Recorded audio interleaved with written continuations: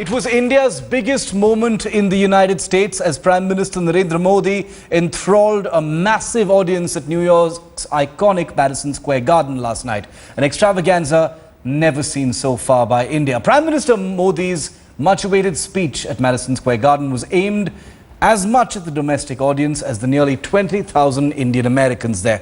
Modi made a strong pitch to underline India's changing place in the restructured world order. Here are some of the best excerpts of that one-hour-long speech. कि भारत में तो काला जादू होता है, black magic होता है, साफ सफेरे का देश है,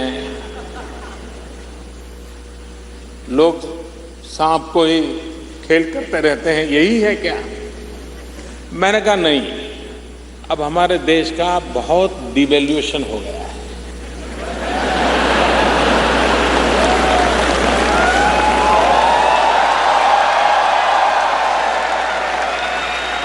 मैंने कहा हमारे पूर्वज तो सांप के साथ खेलते थे, लेकिन हम माउस के साथ खेलते हैं।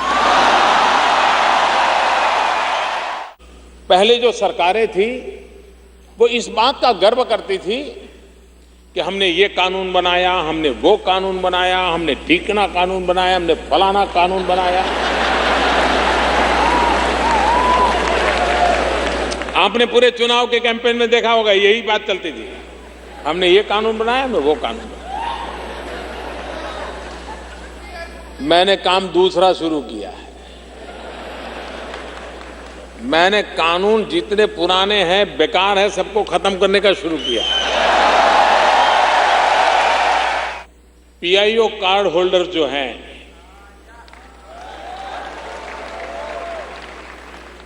उनकी वीजा की कई समस्याएं हैं। हमने निर्णय किया है पीआईओ कार्ड होल्डर को आजीवन वीजा दिया जाएगा।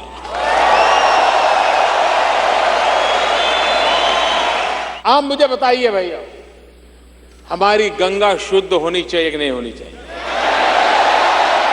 गंगा साफ होनी चाहिए कि नहीं होनी चाहिए?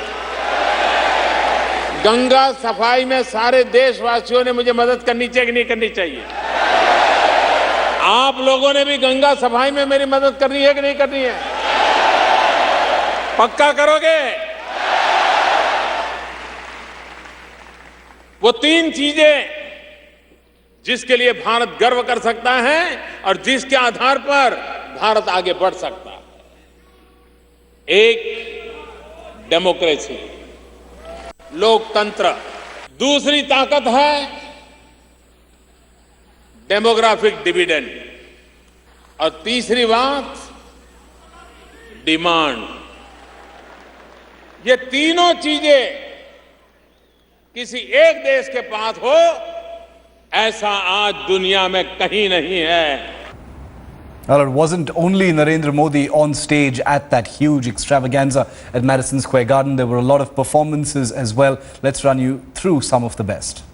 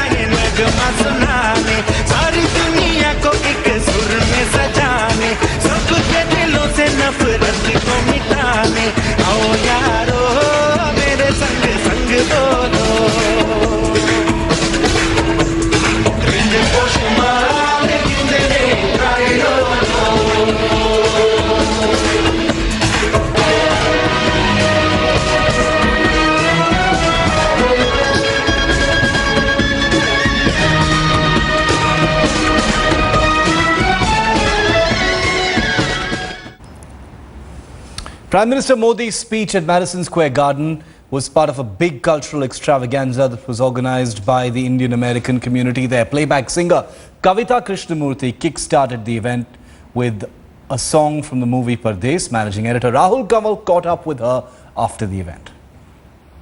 मुझे भी बहुत इलेक्ट्रीफाइंग लगा और मुझे लगा कि हम तो अभी क्या कहते हैं 21st सेंचुरी में भी हम लोग इतना ये मतलब इंडिया का टाइम आ गया, इंडिया का ज़माना आ गया है, मार्स तक पहुंच चुके हैं हम लोग। और एक जैसे उन्होंने कहा, बहुत इंटरेस्टिंग बात कही कि हॉलीवुड फिल्म से भी कम पैसे में हमने मार्स पहुंच गए, अहमदाबाद से भी कम पैसे में मार्स पहुंचे। हाँ बिल्कुल, 7 रुपीज़ पर किलोमीटर जैसे उन्होंने कहा।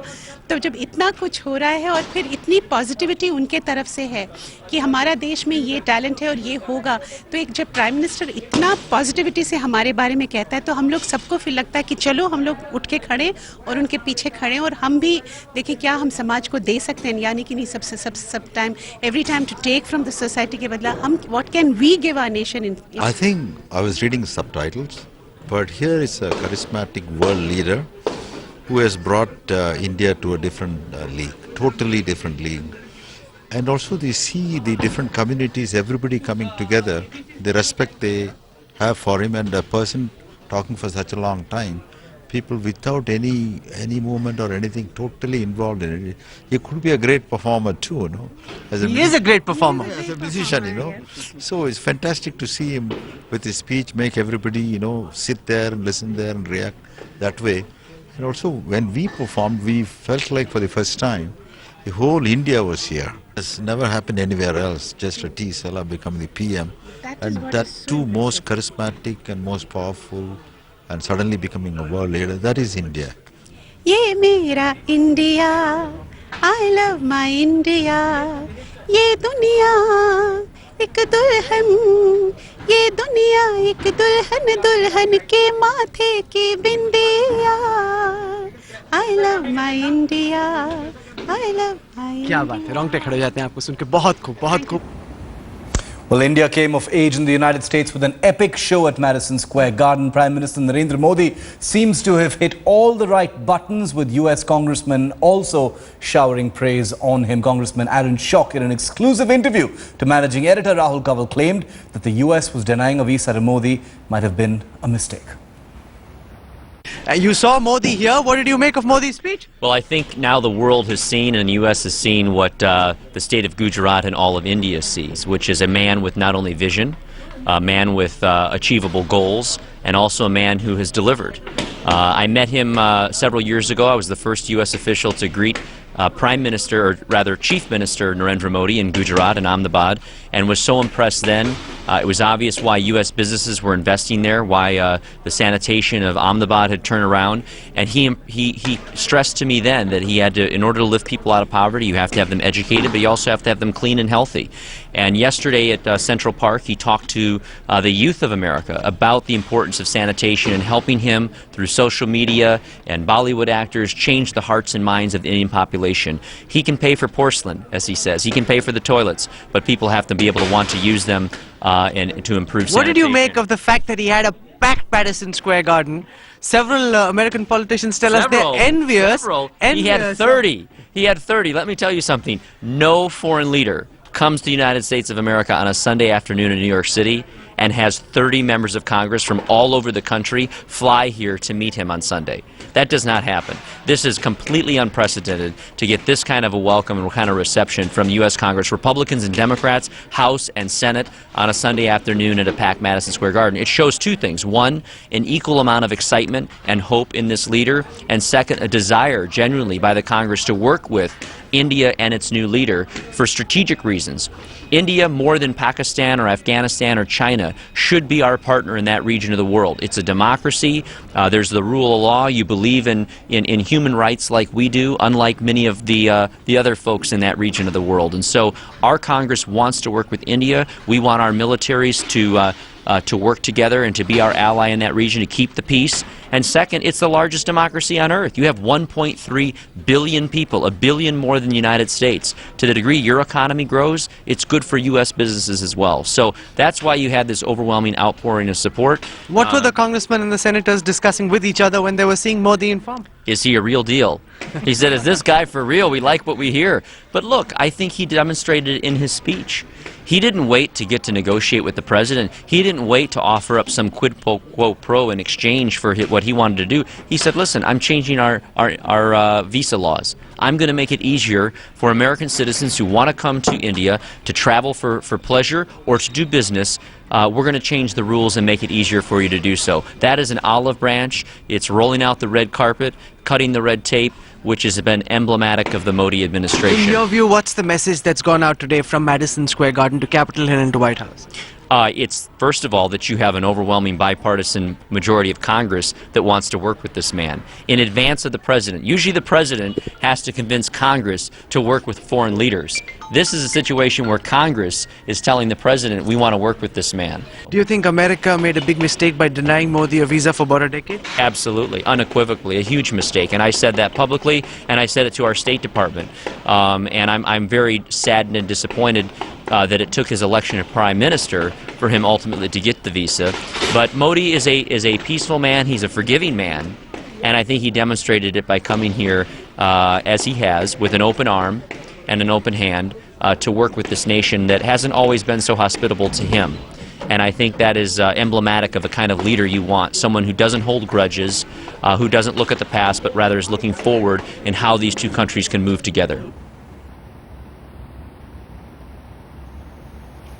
And let's go straight across now to Headlines Today's managing editor Rahul Kavan joining us live from New York City. Rahul, in just over 6 hours from now, Narendra Modi will be at the White House for that formal dinner with the Obamas, followed by bilateral discussions tomorrow. The spectacle, the fervor, the adulation, the emotion and sentimentalism of this visit, is done and dusted. He met a huge power-packed room full of CEOs today. He met the Clintons just a short while ago, and then he'll be heading to Washington to meet the Obamas. And this could be the most crucial leg of the visit, Rahul. Absolutely. We're here live at the Council for Foreign Relations, where Prime Minister Modi will be speaking to the head of this council. I'm joined now by one of India's top industrialists, Mr. Anand Mahindra. Thank you very much, Mr. Mahindra, for joining us live on Headlines today. Could you give us your sense of how successful, in your view, the Prime Minister's visit to the US has been so far? I think this is really about a bold new politician coming onto the world stage. There's a lot of talk about the objectives politically and business-wise. But I think first and foremost, this is about Narendra Modi announcing to the world about how an exciting a presence he is and about his mission. So I know there'll be a lot of talk about objectives and what's been achieved or not, but I just think the Madison Square Garden address yesterday alone was instrumental, in my opinion, in making him provide promises. Now, the promises he made yesterday were fairly strong. I will not let you sir neecha nahi karne denge aapko. I will change India.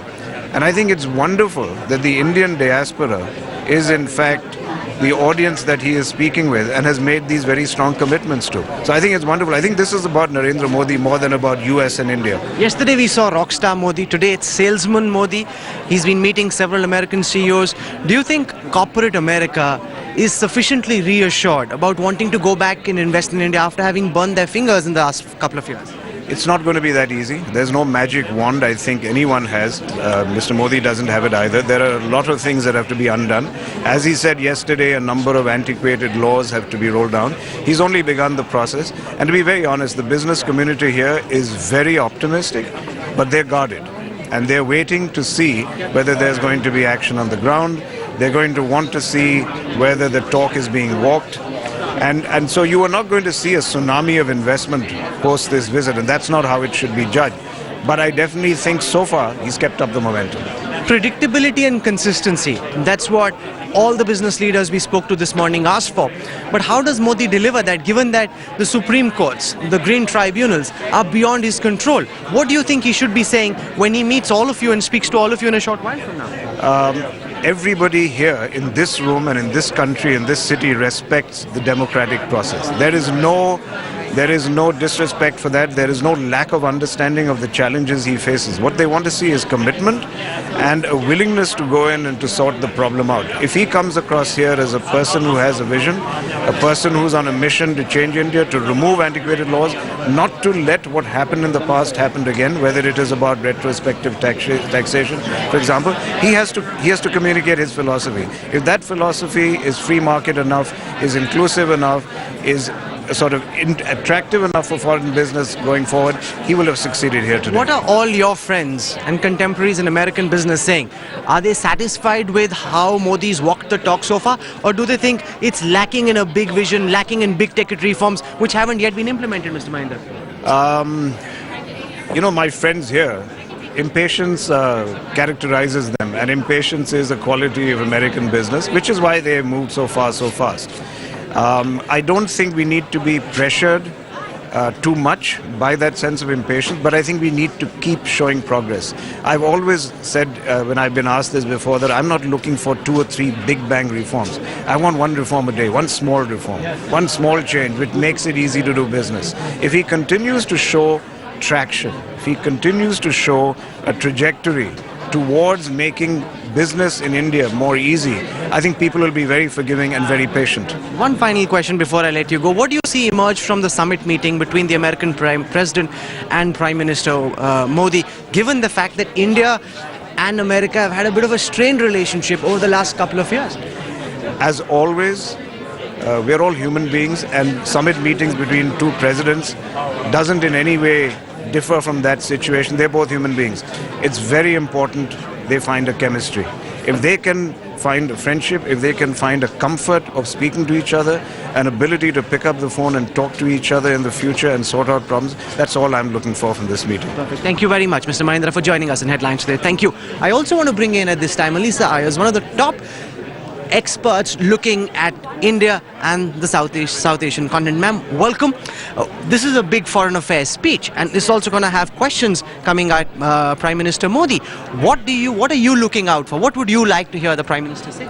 A couple things I think that I would be interested in hearing more from Prime Minister Modi, and I'm sure many Americans will also be watching closely to see what he has to say. Obviously, trade and investment issues are very important and on the high priority agenda for both the meetings in Washington as well as for the U.S. business community. So I think we'll be interested in hearing more about Prime Minister Modi's approach to attracting more FDI, more American business investment into India. It will also be interesting to see what the Prime Minister has to say about Indian engagement in the Middle East. That was something that was on the agenda released by the White House as a topic of discussion between Prime Minister Modi and President Obama. The White House released a statement mentioning Afghanistan, Syria, and Iraq. It will be interesting to hear. How important is it for President Obama to get India on board in this global war against the ISIL? India so far has neither committed boots nor bombers.